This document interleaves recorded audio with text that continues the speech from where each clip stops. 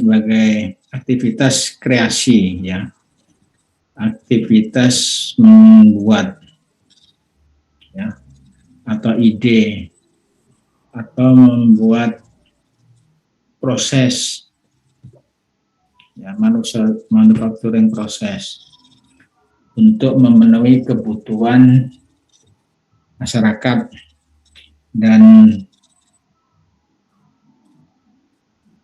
opportunity komersial, ya, desain. Jadi kita berhubungan dengan desain. Kemudian desain itu kalau di proses desain itu termasuk sekelompok sekelompok item, ya, atau hal-hal yang disiapkan di kertas atau rancangan gitu, ya, seperti flowsheet, neraca massa, neraca energi, dan spesifikasi. Ya, itu adalah proses desain. Kemudian dilanjutkan ke plan design. Nah, jadi plan design itu sebetulnya juga proses desain dilengkapi dengan plan location dan plan layout. Ya. Jadi yang dimaksud desain pabrik yaitu, ya. Yang berikutnya adalah tujuan, ya, apa tujuan chemical engineering design, ya. Yang pertama, mendirikan pabrik baru, ya. Yang kedua, mungkin ekspansi atau revisi dari pabrik yang sudah ada untuk meningkatkan produktivitas, ya. Kemudian yang ketiga, modifikasi existing plant, modifikasi pabrik yang sudah ada untuk merubah produk atau cara produksinya, gitu, ya. Jadi itu tujuan chemical engineering design. Kemudian plan design stage, ya, plan design stage, ya, atau tahapan-tahapan dari plan design. Jadi yang pertama, mengenali kebutuhan sosial ekonomi itu sebagai objektif desain. Jadi misalkan kita mau buat pabrik semen, misalkan, kenapa kita mau buat pabrik semen?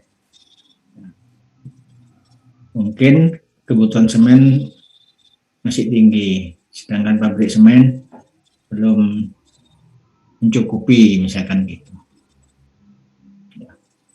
Atau pabrik gula misalkan, ya, gula kita masih impor gitu, ya. Walaupun sudah banyak pabrik gula, tapi gula masih impor, ya. Nah, itu adalah kebutuhan, ya. Jadi kita bisa mencari, ya, kebutuhan yang belum terpenuhi, ya, di dalam industri kimia. Misalkan kebutuhan H2SO4, kebutuhan asam nitrat misalkan, ya. Nah, itu termasuk mengenali kebutuhan masyarakat. Ya, tahap pertama, ya. Jadi kalau misalkan sudah ada ide, kemudian ide itu dituangkan, ya, dikonsepsi, ya,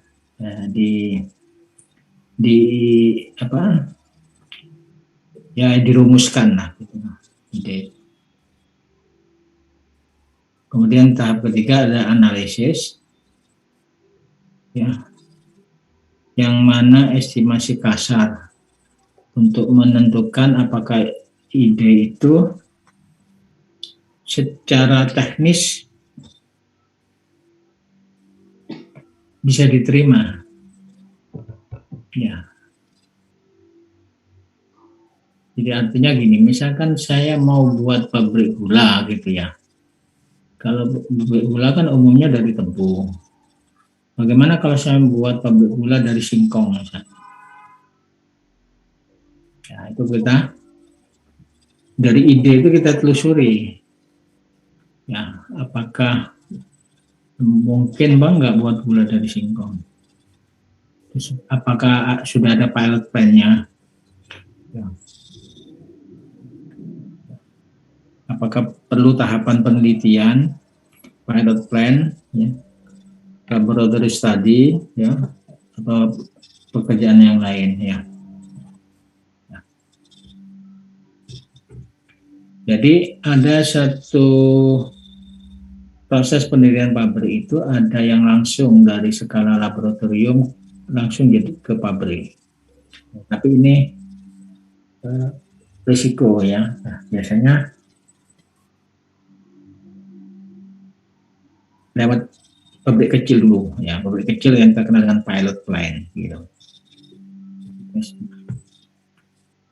Kemudian tahap kalau sudah ide, sudah jelas ini bisa detail desain. Nah, detail desain inilah yang saudara kerjakan nanti di tugas pradesain.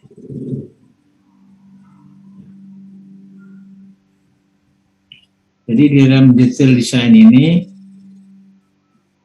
mendetailkan ya dari proses yang dipilih ya, dan dianalisa secara ekonominya diterima apa, bisa diterima apa tidak, bisa layak apa tidak. Jadi di desain pabrik ini ada dua, jadi kelayakan secara teknis dan kelayakan secara ekonomis. Nah, kelayakan secara teknis itu adalah pemilihan proses itu. Jadi pemilihan proses itu adalah kelayakan secara teknis. Kemudian didetailkan, dibuat flowsheet-nya, dibuat neraca masanya, dibuat neraca panasnya, dibuat speknya, ya, kemudian dihitung harganya, kemudian dilihat secara ekonomis menguntungkan atau tidak. Jadi setelah teknis itu sudah diketahui layak, kemudian secara ekonomis layak apa enggak. Ya. Nah, kemudian tahap 5 adalah pembangunannya dan pengoperasian atau startup-nya. Tahap 6 pengoperasian agar menghasilkan produk yang menguntungkannya. Jadi itu kira-kira tahapan yang paling kasar lah istilahnya. Ada 5 tahap ini, mulai dari mempelajari kebutuhan, ya, kemudian dicari prosesnya, didetailkan, dihitung secara ekonomi untung atau tidak, kemudian baru dibuat pabriknya.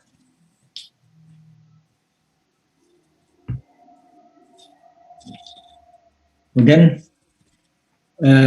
tingkatan desain atau macam-macam desain. Jadi metode untuk melaksanakan project design dapat dibagi menjadi klasifikasi berikut, tergantung ketepatan atau kedetilan. Ya, jadi ada namanya preliminary atau quick estimate design. Jadi desain cepat istilahnya.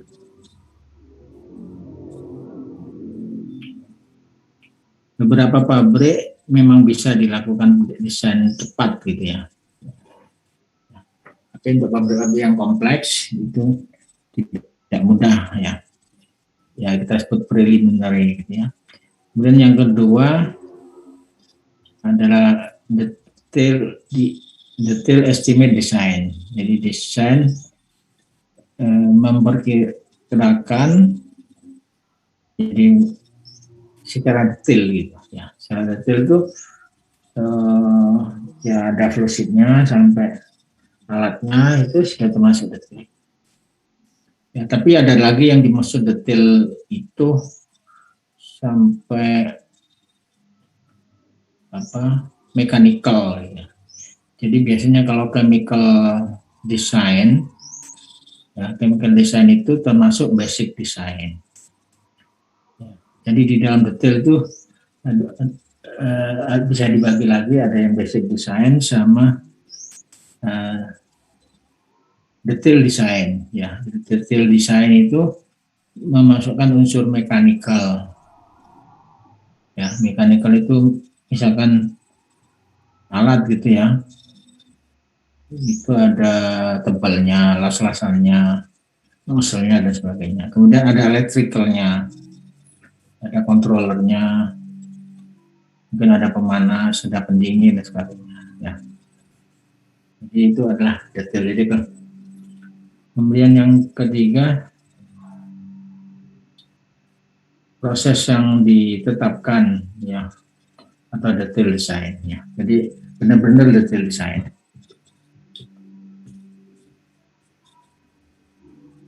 Nah, ini penjelasannya ya. Primary design are ordinarily used as basic for determining whether further work should be done on the proposed process. Based on approximate process method and raw cost estimate are prepared. Few details are included and the time spent on preparation is kept in minimum. Kemudian detail system design. In this time design, the cost and profit potential of established process is determined by detailed analysis and calculation. However, exact specifications are not given for the requirement and drafting. Ya, jadi pekerjaan pradesain itu bisa termasuk satu, bisa termasuk dua. Ya, jadi kita sebenarnya lebih cenderung pada detail estimate design. Walaupun istilah kita masih sebut pradesain, jadi pradesain itu sebenarnya preliminary design ya.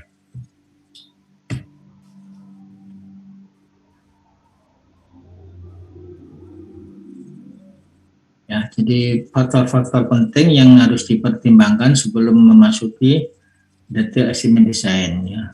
Prosesnya atau manufacturing proses, material and energy balance, temperature and pressure range, raw material and product specification, yield, production rate and time cycle, material and construction, utility, and plant side. Ya. Jadi teman detail estimate design. Kemudian yang terakhir, from process design adalah final step before developing construction plan for the plant. Is characterized with complete specification for all components of the plant, accurate cost based on quoted price obtained, blueprint and sufficient information to permit. Jadi ini lebih komplit ya. Jadi artinya sudah betul-betul sudah diurus semuanya. Ya.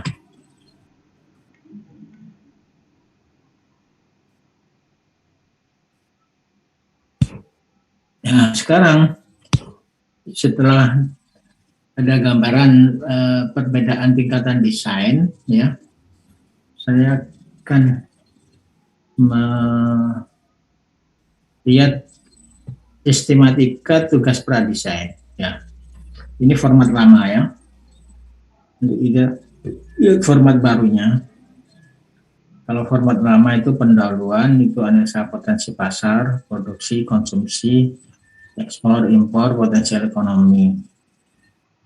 Ya, kemudian kapasitas pabrik, penentuan kapasitas pabrik,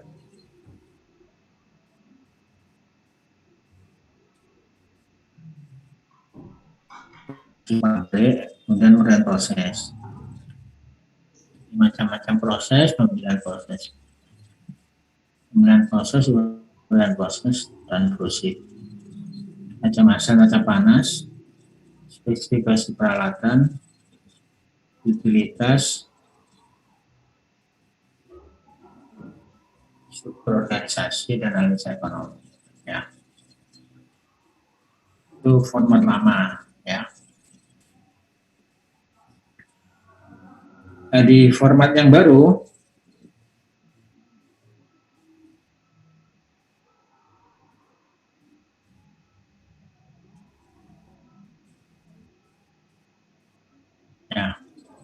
Jadi bab 1 sedikit dirubah gitu ya. Di pengelompokannya aja dirubah. Sebenarnya kontennya sama gitu ya.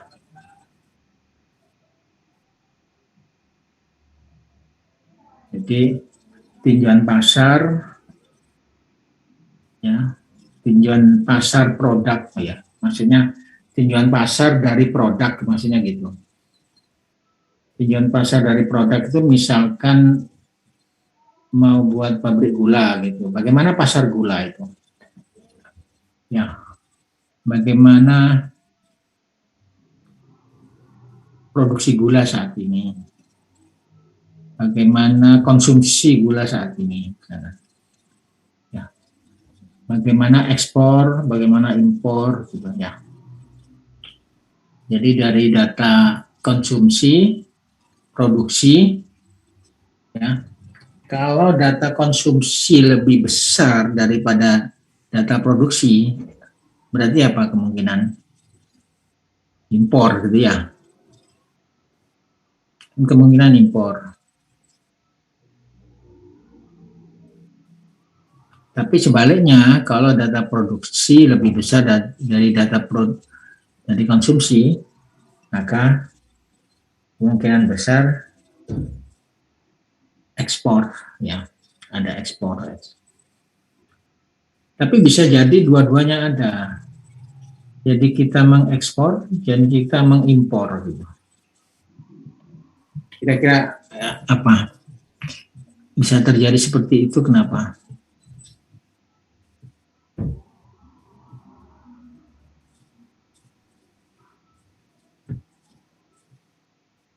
Ada yang bisa jawab? Tadi ya, kalau konsumsi lebih besar daripada produksi, berarti kita kemungkinan besar impor. Karena untuk menutupi kekurangan konsumsi. Sebaliknya, kalau produksi lebih besar dari konsumsi, berarti kemungkinan ekspor.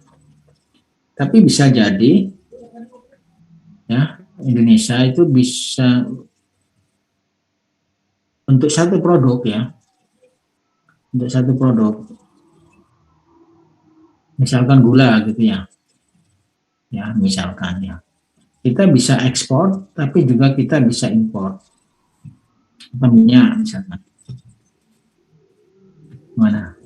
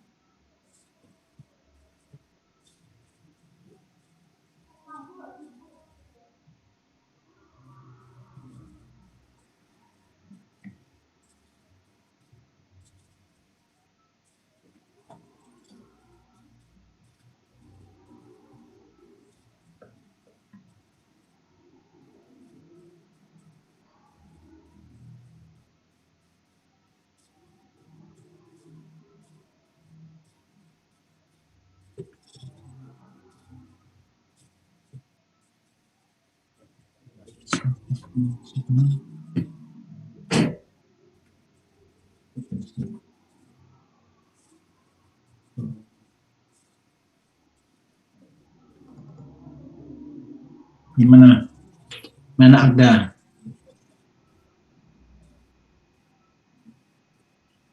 Apabila ada satu produk kita impor, tapi kita juga ekspor. Itu kira-kira kenapa? Ada yang tahu? Saya izin coba menjawab. Ya.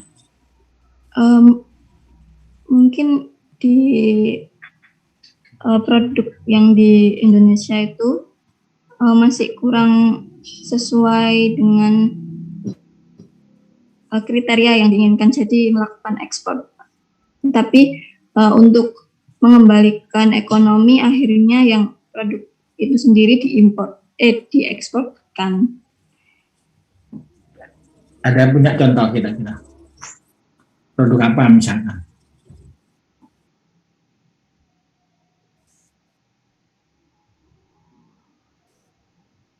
Misalkan gula gitu ya, kita punya data ekspor, ada data impor. Kenapa kira-kira? Kenapa kok ada gula yang diekspor, ada gula yang diimpor?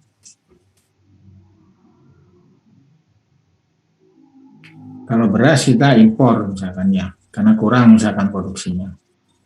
Sekarang kalau gula itu ada yang diekspor, ada yang diimpor. Kira-kira kenapa?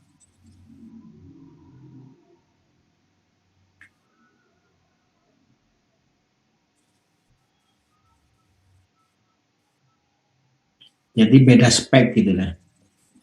Jadi produksi gula kita, misalkan KW1, ya kita ekspor KW1,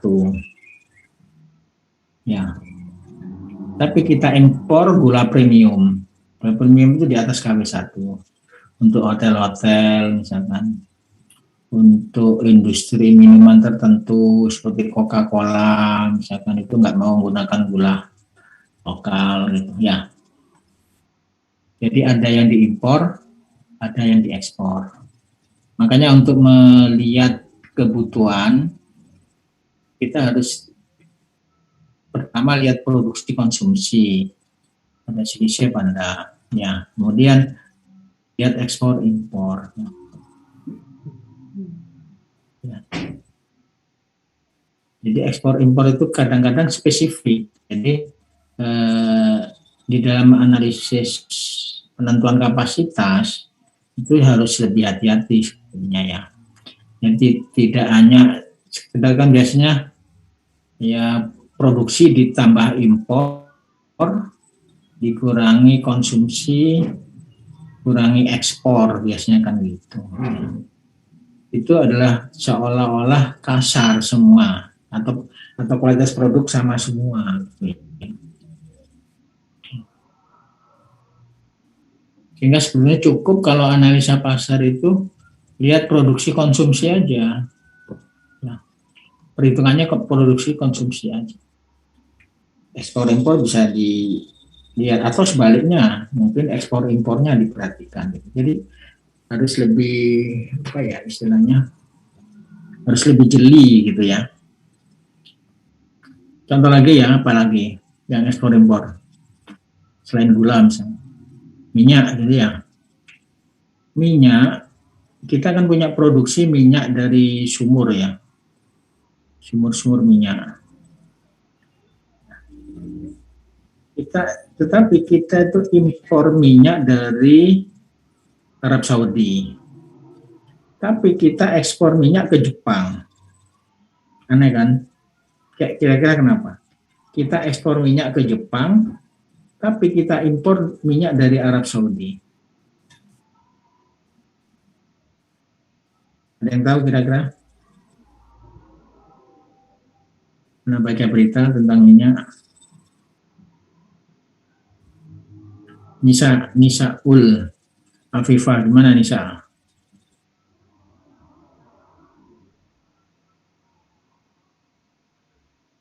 Iya Pak. Ya, gimana? Kita itu mengimpor minyak dari Arab Saudi, tapi impor dari Arab Saudi, tapi ekspor ke Jepang. Kira-kira apa? Kenapa?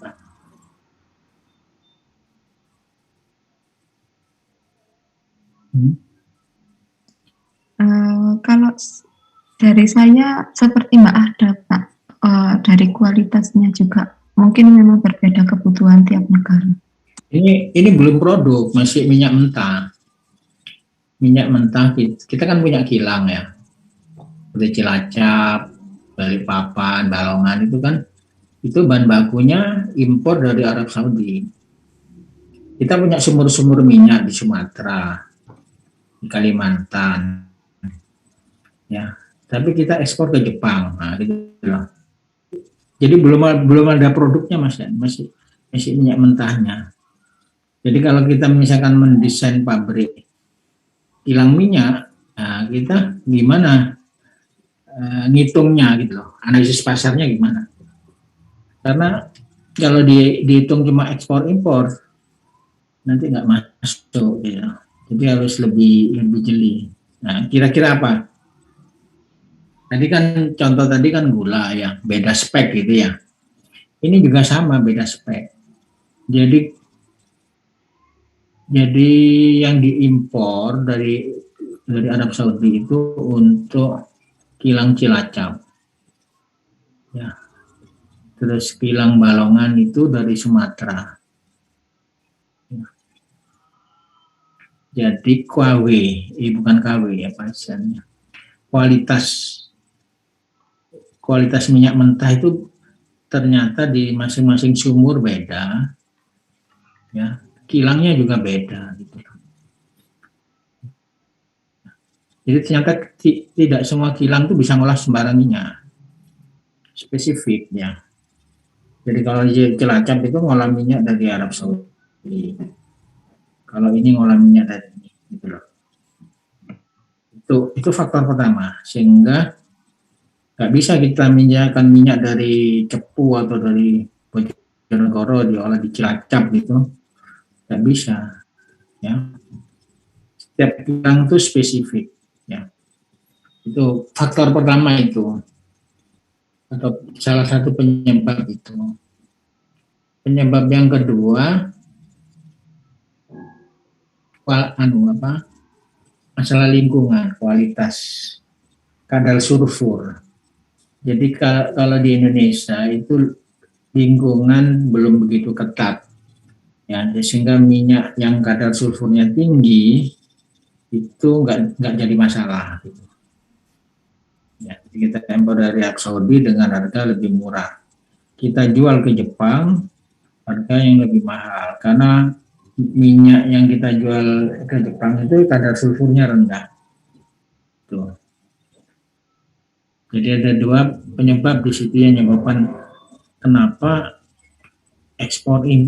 ada ekspor ada impor gitu. Ya.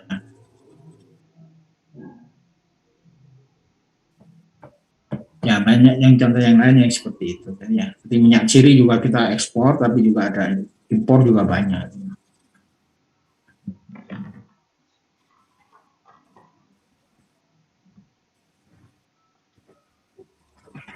Ya, ada pertanyaan sampai di sini? Ini penting karena ini nanti menentukan kapasitas ya. Jadi tidak harus lebih tajam. Jadi nggak sekedar dihitung pakai rumus. Kapasitasnya ditentukan dari rumus yang sangat sederhana.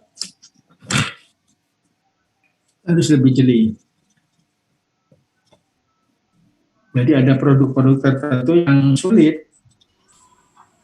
Sulit itu ada dua. Pertama, datanya nggak komplit. Jadi data produksi konsumsi tidak lengkap. Data ekspor impor juga tidak lengkap. Itu kan sulit ya. Nah, data kemungkinan kedua sulitnya itu bukan datanya tidak lengkap, data itu lengkap tapi tidak ada datanya. Contohnya misalkan mau buat biodiesel gitu, atau mau buat alkohol gitu, itu banyak data nggak ada, data konsumsinya juga nggak ada, data produksinya tidak ada. Ya data produksi ada sih karena ada pabriknya gitu. Jadi bisa karena kelengkapan data, kalau memang datanya nggak ada karena pabriknya pabrik baru. Diesel kan baru. Nah, kebutuhannya itu tidak menggunakan data konsumsi produksi, tidak menggunakan data impor, ekspor, tapi menggunakan data kebijaksanaan pemerintah. Kalau pemerintah itu mau ganti minyak solar dengan biodiesel itu bagaimana kebijakannya? Berapa tahun sampai tahun 2005 bagaimana? Nah, itu bisa diperkirakan nanti kebutuhan biodiesel saat itu. Ya, dari kebijaksanaan pemerintah.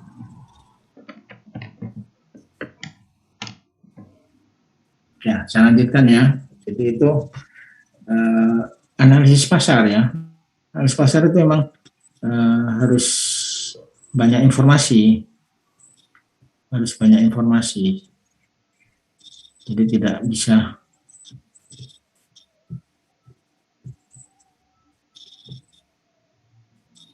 ya. Kemudian yang kedua itu teknologi proses. Maksudnya teknologi proses itu proses yang sudah ada.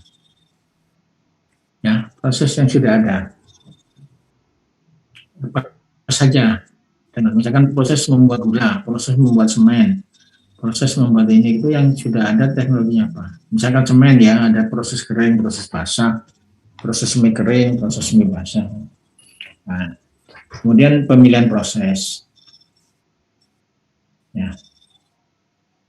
Itu sekarang di bab 1. Kalau yang format yang lama pemilihan proses itu ada di bab 3. Ya. Ini ditarik ke atas. Jadi dikaitkan dengan pasar. Kemudian yang kedua itu ketersediaan dan kualitas bahan baku. Artinya kalau misalkan kita mau buat pupuk, apakah bahan bakunya tersedia? Ya. Kalau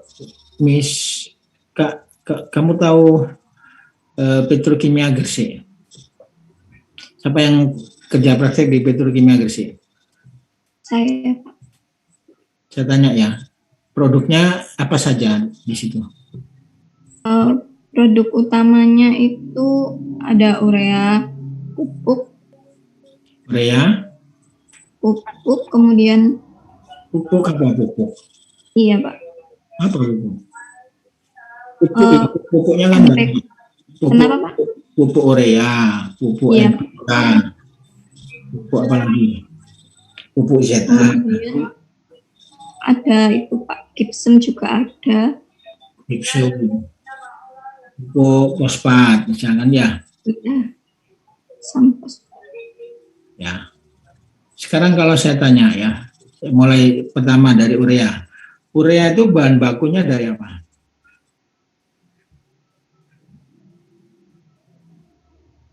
Ayo.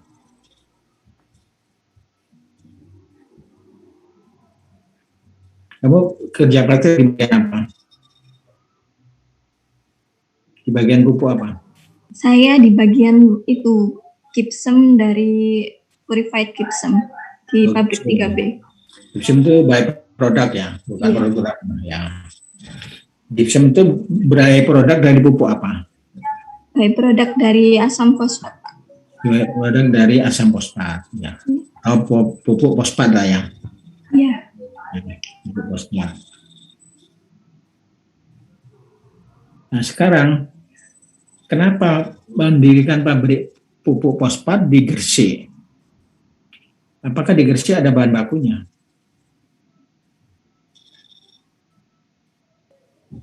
Kebetulan di petrokimia sendiri ada proses pembuatan asam fosfat. Jadi dari pabrik berapa itu ya Pak asam fosfatnya. Kemudian dari produksi itu ada side produknya yang kemudian dibuat di dalam pabrik 3B itu yang gypsum. Nah, sekali gini ya, petrokimia itu membuat asam fosfat itu dari bahan baku apa? Bahan bakunya apa? Ada lagi yang kerja praktek di Petro? Selain ada Odina kerja praktek di mana Odina? Ya Pak. Kamu kerja praktek di mana? Di Petro Pak. Nah ya kan, di bagian apa kamu?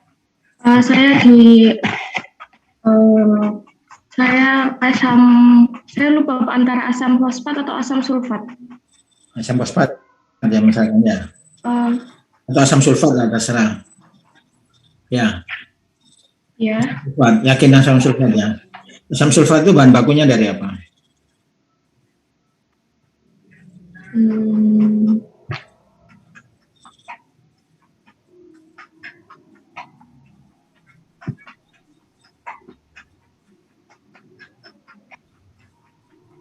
Oke, dari unsurnya aja. Asam sulfat. Dari apa? Bahan bakunya.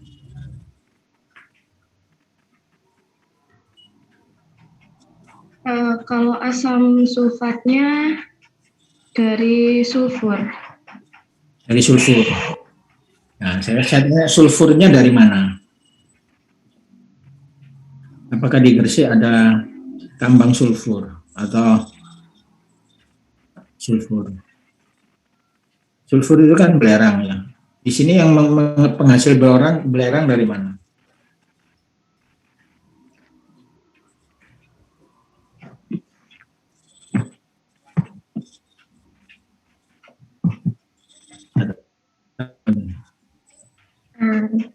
Nggak tahu Pak. Wow. Ada gunung belerang nggak di Jawa Timur? Ada Pak. Ada. Di mana Di- gunung? Di Gresik sendiri juga ada. Wah, ada. Gresik kok. Gresik masa ada gunung? Gunung Ijen Pak. Hah? Gunung Ijen. Ya, Ijen itu penghasil belerang. Tapi apakah belerang dari Ijen itu yang dipakai oleh Petrokimia Gresik?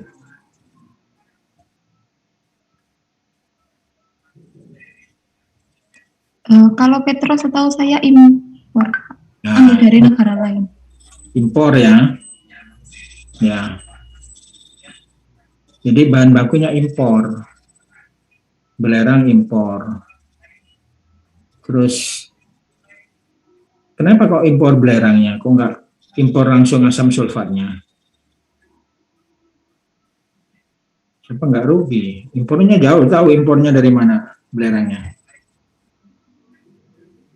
Ada yang tahu? Tahu kan kamu mungkin kerja praktek nggak tanya kamu, impornya belerang dari mana? Ya? Dari Kanada. Jauh sekali kan? Ya transportnya berapa dari Kanada? Terus fosfat tadi yang fosfat itu dari mana impornya? Jauh juga, dari Yordania, dari Aljazair, dari Maroko. Ya jauh-jauh. Tapi kenapa kok didirikan di Gresik gitu? Kok nggak didirikan di Aceh kan lebih dekat impornya dari sana gitu ya? Dan itu satu-satunya pabrik pupuk di Petro itu kan? Pabrik pupuk fosfat kan satu-satunya di Indonesia. Nggak ada lagi. Kalau urea banyak, ada Pusri, ada PKT, ada Kujang, banyak. Itu urea. Ya, kalau urea bahan bakunya enggak impor. Karena bahan bakunya urea dari apa? Yang tahu? Dari metan, Pak. Iya. Nah, dari gas metan banyak kita kan ya. Ya. Dari gas alam. Nggak impor. Tapi yang fosfat, sulfat itu impor semua bahan bakunya. Jadi sulfat itu impor belerang dari Kanada. Tapi sekarang sudah di stop, sudah nggak impor. Sekarang itu membuat asam sulfat tidak dari sulfur. Dari apa? Tidak dari belerang, tapi dari gas SO2. Gas SO2-nya itu dari buangannya pabrik smelter. Smelter itu kan ngolah biji tembaga. Tembaganya diambil, itu banyak buangan gas SO2. Gas SO2-nya itu disalurkan ke Petro, dioksidasi jadi asam sulfat. Ya, tadinya impor dari Kanada tadinya. Sekarang tinggal pospart yang masih impor gitu ya. Ya. Jadi ini sekedar kasus ya, contoh. Kita untuk memahami kenapa pabrik itu didirikan ya. Jadi memang analisis pasar itu penting. Tapi tidak satu-satunya analisis pasar itu untuk mendirikan pabrik. Jadi kenapa waktu itu Presiden Soeharto mendirikan pabrik asam fosfat, pabrik pupuk fosfat di Petro karena kebutuhan pupuk fosfat untuk petani. Ya, itu yang lebih diutamakan. Jadi disubsidi waktu itu. Itu visinya Presiden Soeharto sebenarnya untuk memajukan petani Indonesia supaya swasembada beras. Jadi pupuknya itu disubsidi. Sehingga dulu sempat tercapai kayak yang istilah swasembada. Jadi beras Indonesia tidak pernah impor beras zaman Pak Harto dulu. Ya, sekarang sudah impor beras. Kekurangan kita.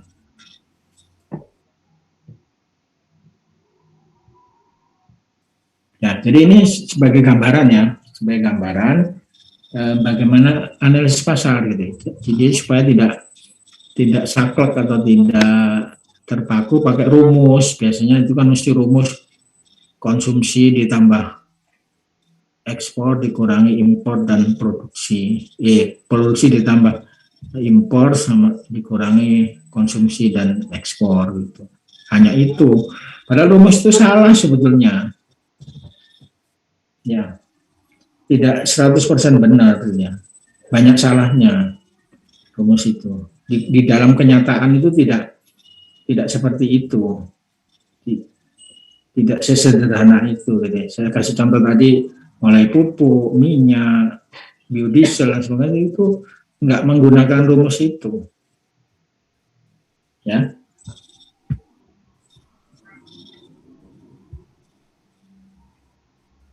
Ya, saya lanjutkan ya.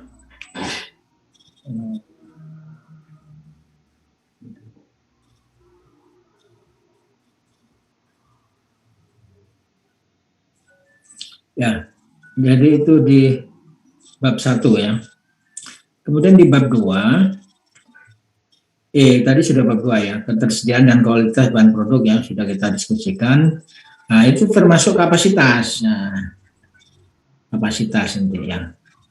Jadi kapasitas itu bisa dipengaruhi ketersediaan bahan baku bisa dipengaruhi faktor konsumsi produksi tadi ya. Jadi faktor pasar mempengaruhi ya. Tapi bukan satu-satunya ya, nanti saya jelaskan. Kemudian ada lokasi dan ketersediaan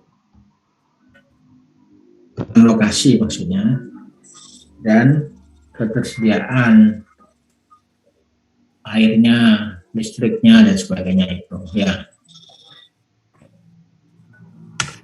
Kemudian di bab 3 itu proses yang dipilih diuraikan dalam bentuk gambar yang kita sebut dengan diagram alir dan diuraikan dalam bentuk kata-kata yang disebut uraian proses. Ya, jadi uraian proses itu adalah narasi dari diagram alir. Ya.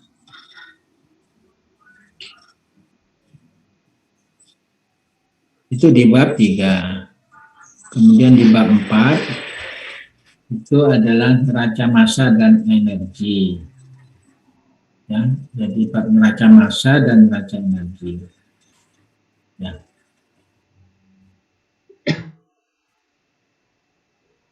Kemudian di bab 5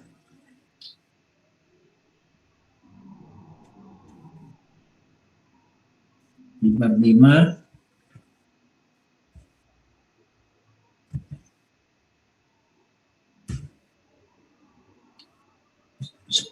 spesifikasi alat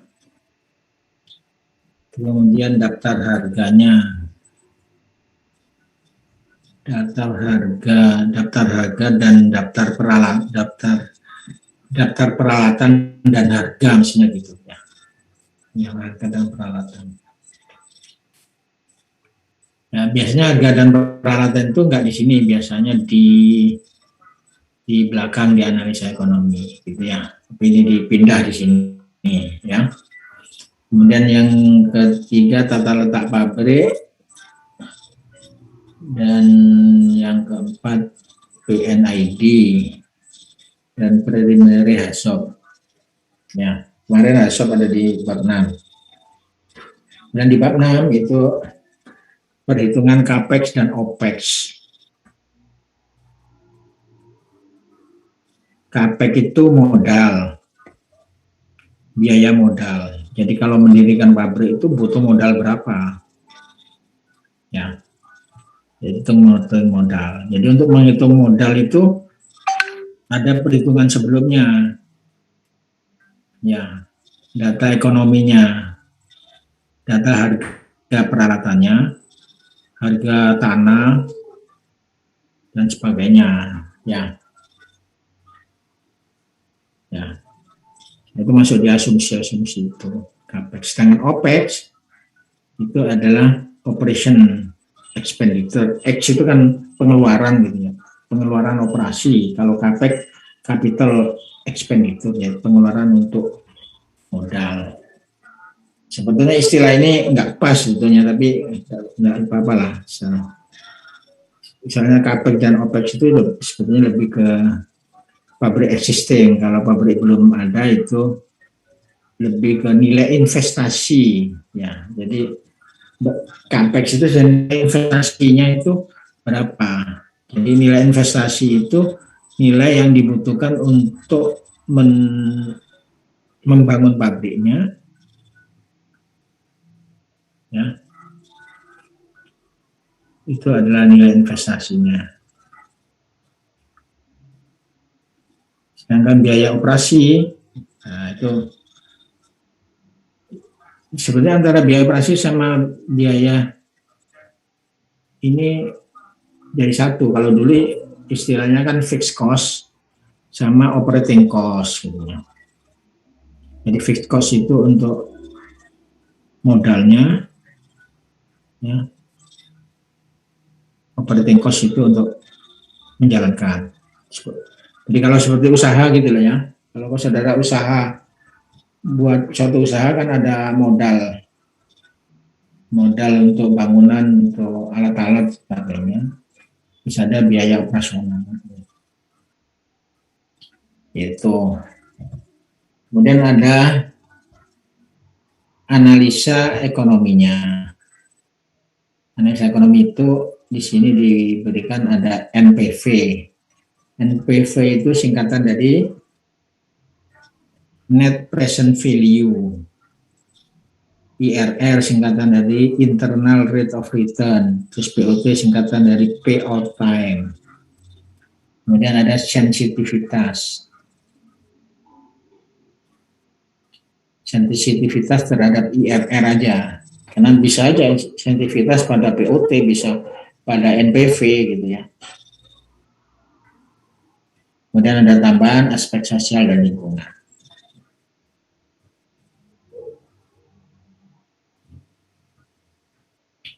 Nah, di sini unsur manajemen mungkin tidak tahu dimasukkan di mana manajemen itu, karena di manajemen itu ada struktur organisasi.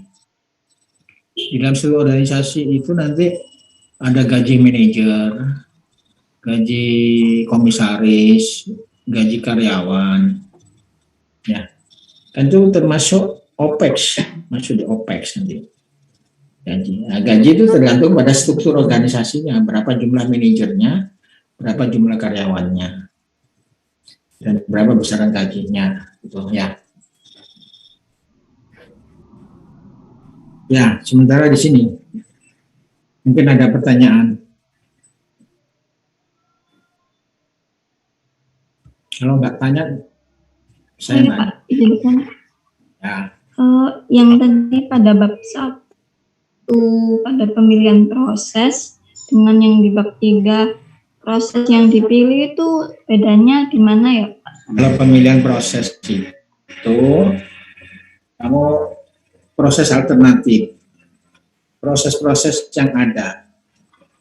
Ya, misalkan buat asam sulfat, ada berapa proses untuk membuat asam? Ada proses kamar timbal, ada proses kontak, ada proses ini ya, itu namanya proses macam-macamnya. Ya. Kemudian pemilihan proses yang di bab awal itu pertimbangannya. Jadi kenapa kamu memilih proses ini? Ya. Jadi ada pertimbangan dari bahan bakunya, pertimbangan dari konversinya, pertimbangan dari lingkungan mungkin, pertimbangan dari spek produk mungkin gitu. Ya. Kalau yang di bab 4 itu langsung ya, jadi proses itu langsung digambar. Proses itu gambarnya seperti apa, uraiannya apa. Ya. Jadi kalau di sana pertimbangannya, kalau di situ sudah dipakai gitu loh. Ya. Bedanya di situ. Ya. Baik, terima kasih Pak. Ada lagi? Izin bertanya Pak. Ya. Untuk penentuan kapasitasnya itu berdasarkan apa ya Pak? Ya. Tadi kan sudah saya singgung ya. Kapasitas itu pertimbangan pertama dari data konsumsi dan produksi. Misalkan semen ya, produksinya misalkan 100 ton produksinya. Tapi konsumsinya 150 ton. Nah, kan berarti ada peluang untuk dirikan pabrik gitu ya. Peluangnya 50 ton ya per tahun. Apakah membuat pabrik sebesar 50 ton? Belum tentu. Harus ada pertimbangan lain. Mungkin cukup 20 ton. Mungkin 30 ton gitu ya. Tapi 50 ton itu sebagai peluang. Ya, kita dirikan pabrik. Jadi pertimbangan pertama dari data produksi konsumsi. Kalau mau ditambahi lagi ekspor impor. Ya. Tapi data ekspor impor kadang-kadang ngacau ya. Ngaconya bisa karena datanya yang nggak benar, datanya tidak valid, bisa ngaconya itu tadi, ada hal yang kita tidak tahu. Ya, karena mungkin kualitasnya yang diimpor sama kualitas yang diekspor beda, gitu ya. Spek beda. Nah, jadi itu pertimbangan dari pasar. Pertimbangan kedua, kebijakan pemerintah. Ya. Pertimbangan ketiga, kapasitas optimal dari satu pabrik. Nah, jadi misalkan peluang kapasitas 50 ton. Kita lihat pabrik rata-rata di Indonesia kapasitasnya berapa. Kalau di situ 25 ton ya, kita buat yang 25 ton. Nggak usah buat pabrik 50 ton. Jadi kita itu mendirikan pabrik tidak untuk memenuhi selisih konsumsi produksi, tidak. Ya. Tidak harus semuanya diambil, ya. Kita harus sesuaikan. Karena apa? Kalau kita buat pabrik sebesar itu nanti bisa tidak ekonomis. Atau sebaliknya, ya. Ternyata produksi kapasitas pabrik itu lebih tinggi dari 50 ton misalkan. Ya kita bisa terpaksa misalkan harus buat kapasitas 70 ton atau 80 ton gitu. Walaupun selisihnya tadi cuma 50 ton. Berarti sisanya kita persaingkan atau kita ekspor gitu. Jadi ada faktor lain. Nanti saya tambahkan di berikutnya ya. Ya baik Pak, terima kasih. Nah, saya lanjutkan. Di Apendik atau lampiran, ini ada neraca massa perhitungan, neraca panas, spek peralatan, analisa ekonomi. Ya. Ya, jadi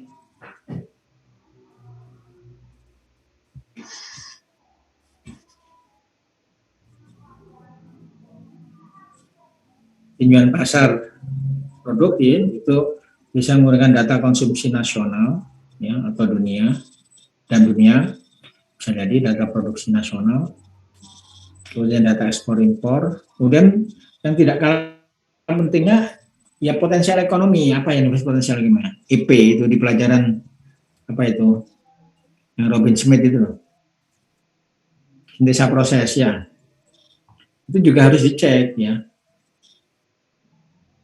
Misalkan bahan baku, saya contohkan tadi asam fosfat tadi yang petro itu belinya impor dari Jordania atau dari Maroko. Berapa belinya itu?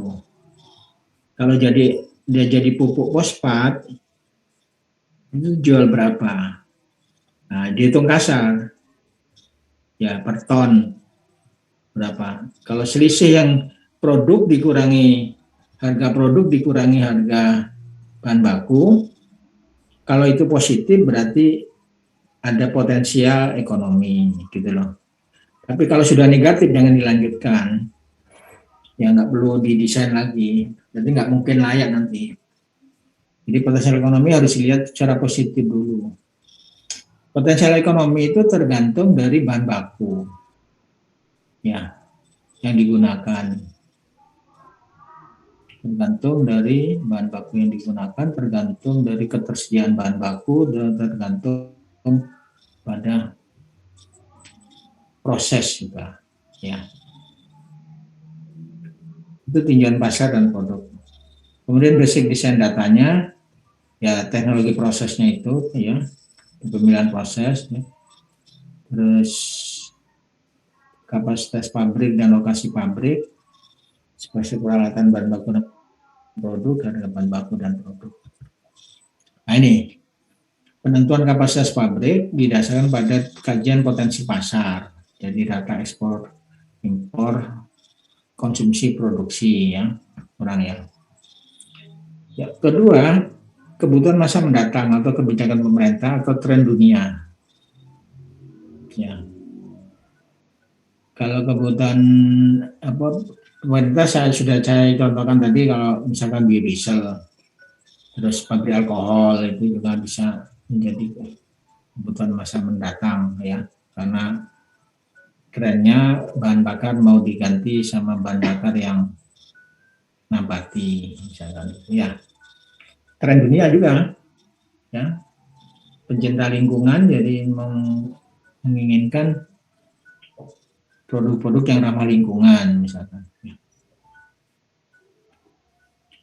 Ya. Yang ketiga ini yang tidak kalah pentingnya, kapasitas pabrik rata-rata yang paling efisien. Ya. Jadi jangan menggunakan kapasitas produk itu langsung dari pasar, dari potensi pasar aja.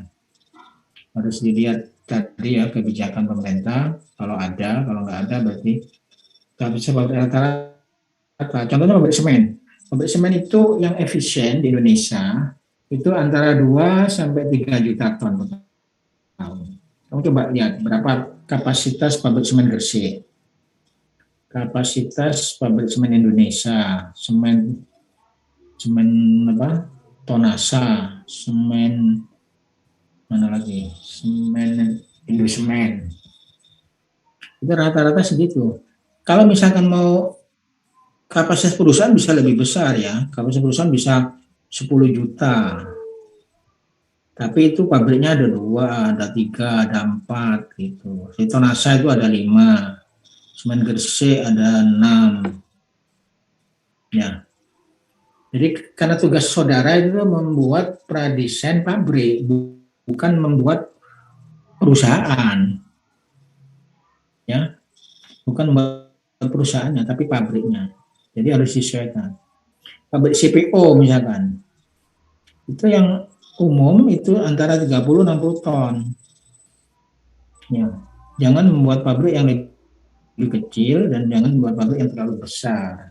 Semen juga gitu, itu tiap negara tidak sama. Kalau di Cina, pabrik semen itu rata-rata paling kecil 10 juta ton. Paling kecil. Ya, bahkan ada yang sampai 20 juta ton. Ya, itu di Cina. Di Indonesia itu yang sudah paling bagus. Di India malah lebih kecil pabriknya, di bawah 1 juta ton.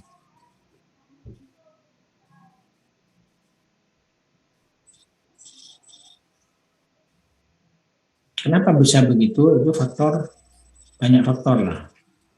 Bisa karena ketersediaan bahan baku, bisa karena kebutuhan, gitu ya, macam-macam. Kadang-kadang sulit dijelaskan. Ya, tapi paling tidak, saudara harus punya pembanding pabrik yang existing.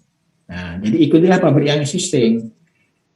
Jadi misalkan potensi pasar itu 50 ton, 5 juta ton misalkan.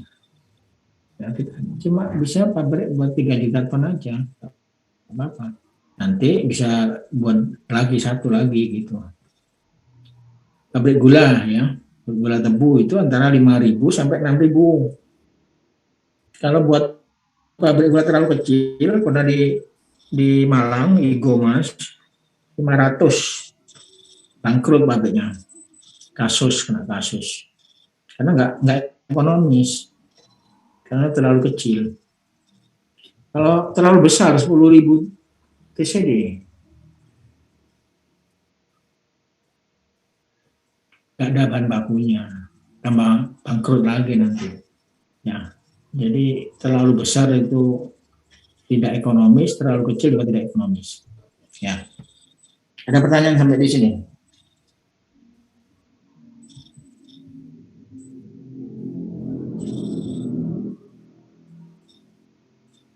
Ya ada. Sekarang saya yang tanya. Apa? Iksan. Mana Iksan? Iksan? Harid?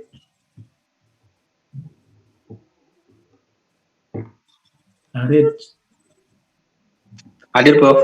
Nah, saya tanya ya. Ya, Prof. Kapasitas itu didasarkan kapasitas produk atau kapasitas bahan baku? Mohon maaf, Prof. Bisa diulang, Prof. Soalnya sinyalnya. Kapasitas itu didasarkan kapasitas produk, sebutannya kapasitas produk atau kapasitas bahan baku. Oh ya, Prof. Kapasitas itu kapasitas pengolahan dari produknya, Prof. Pengolahan dari bahan baku, mohon maaf. Oh, apa itu? Kapasitas dari bahan bakunya itu. Atau produk? Bahan baku, Prof. Dengan pabrik pupuk 10.000 ton. Itu 10.000 ton itu produknya apa bahan bakunya? Bahan bakunya, Prof. Oh, ya benar. Ada gimana ada? Produknya, Prof. Tergantung ya. Ada pabrik yang kapasitasnya itu didasarkan produk seperti pabrik pupuk, pabrik minyak, itu selalu orientasi dilihat produknya berapa kapasitasnya. Kalau berapa kapasitasnya, nah, itu kalau pabrik pupuk orang selalu ngomong itu kapasitas produk. Tapi kalau pabrik gula tebu ya, berapa kapasitas pabriknya? 5.000 TCD. Apa TCD itu? Tahu TCD? Ton Kende, Prof. Ton Kende. Berarti itu bahan baku. Jadi kalau gula itu bahan baku tebunya, kapasitas pengolahan namanya. Ya, kalau seperti pupuk, semen itu kapasitas produk ya. Hati-hati di situ. Jadi ada pabrik yang berdasarkan kapasitas produk, ada yang pabrik yang didasarkan kapasitas dari bahan baku. Ya. Mana Beda cirinya apa? Kalau yang bahan baku itu biasanya seperti pengolahan dari bahan-bahan alam, ya, ya seperti contohnya pabrik gula itu cenderung orang menyebut berapa ton tebu yang diolah, bukan berapa gula yang dihasilkan. Tapi di pabrik gula rafinasi itu berganti berapa produk gula yang dihasilkan, gitu ya. Kalau pabrik biodiesel itu antara produk sama bahan baku hampir sama. Ya, kalau bilang biodiesel kapasitas 100.000 ton, nah itu bisa bahan bakunya memang 100.000 ton. Produknya juga hampir sama. Ya, jadi ini perlu hati-hati yang dimaksud kapasitas produk, ya. Nah, ini terakhir sekarang.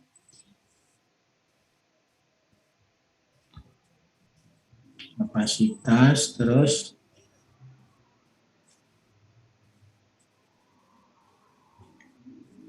lokasi, ya. Lokasi itu bisa di dekat pasar, market oriented. Contohnya pabrik es, gitu ya. Pabrik es kebutuhan Surabaya, ya pabriknya dari Surabaya. Jangan di Malang. Kalau di Malang nanti mencair, ya. Ya, market oriented. Ada resource oriented, pabrik semen. Kenapa pabrik semen kok di Tuban? Kok nggak di Surabaya? Karena bahan bakunya di gunungnya di Tuban. Nah, makanya namanya pabrik semen Gresik, tetapi pabriknya di Tuban. Kok nggak ganti pabrik Tuban? Pabrik semen Tuban. Itu karena brand. Sehingga kalau sudah terlanjur terkenal, ya, nggak bisa diganti. Walaupun asal usulnya dulu karena lokasi, gitu.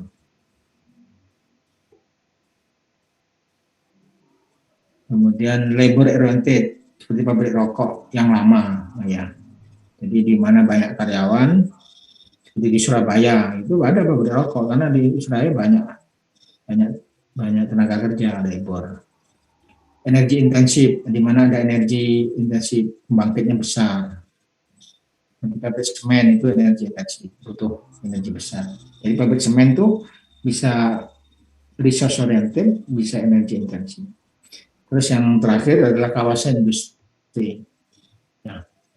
Jadi karena peraturan lingkungan, peraturan pemerintah, semua pabrik dijadikan satu dalam satu lingkungan kawasan industri. Seperti SIR di Surabaya, PIR di Pasuruan, GKB di Gresik, atau di Mojokerto itu Ngoro misalkan. Ya, itu kawasan industri. Terus kemudian lokasi tadi ya, ketersediaan tenaga kerja, kesediaan listrik atau power plant, kesediaan air, adanya pelabuhan, dan faktor sosial. Faktor sosial itu penting. Dulu Pak Semen Gresik itu mau dirikan pabrik di Darapati, gagal karena ditolak oleh masyarakatnya di situ. Ya, itu faktor sosial. Ya, bisa berpengaruh sekarang. Jadi penolakan. Kemudian contoh apalagi pembangkit listrik tenaga nuklir itu di mana-mana ditolak.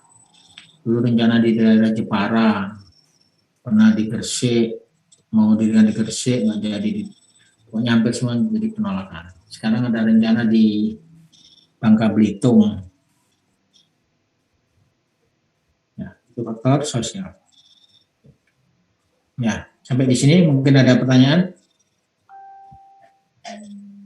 Jadi ada tambahan ya, kapasitas, lokasi. Ya.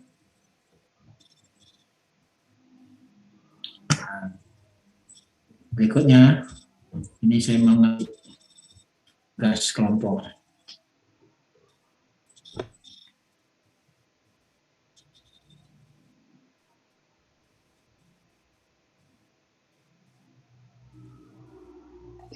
Prof, saya izin bertanya.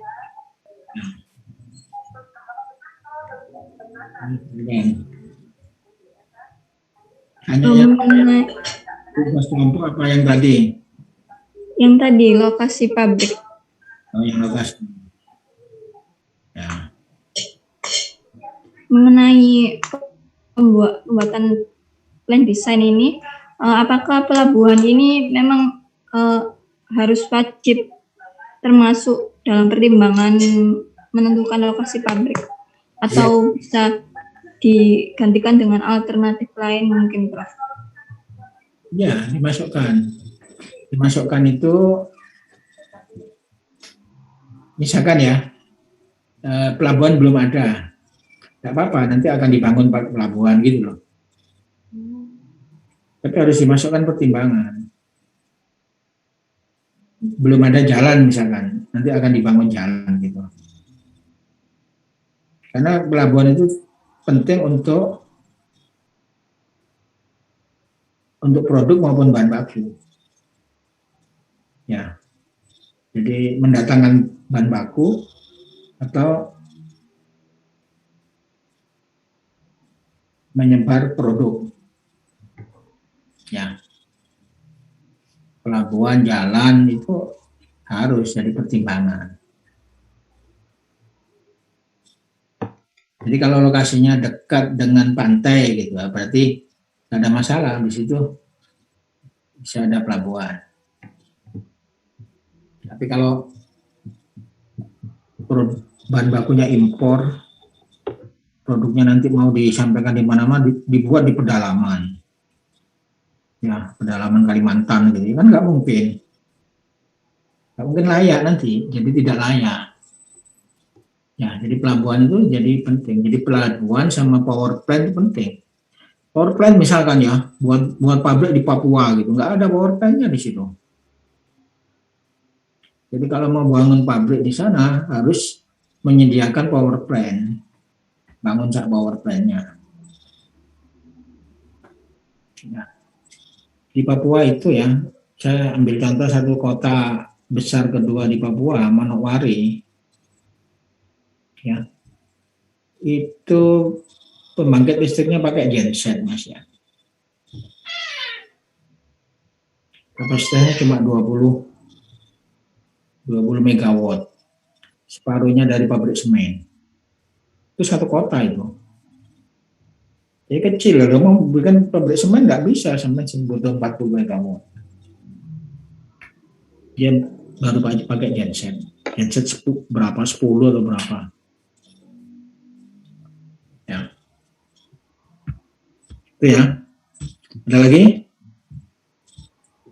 Baik, Prof, terima kasih. Nah, ini pembagiannya kelompoknya ada 10 ya. Kan ada 30 orang ya ini ya. 29 atau 30? 29, Prof. Ya, ini 29. tidak apa, kelompok 1 itu 3 ya, diurut absen ya. Kelompok 2 itu urut absen ya, nomor 4 sampai 6. Nah, nanti kelompok 10 cuma 2 orang, nggak apa-apa. Karena analisa ekonomi kan gampang.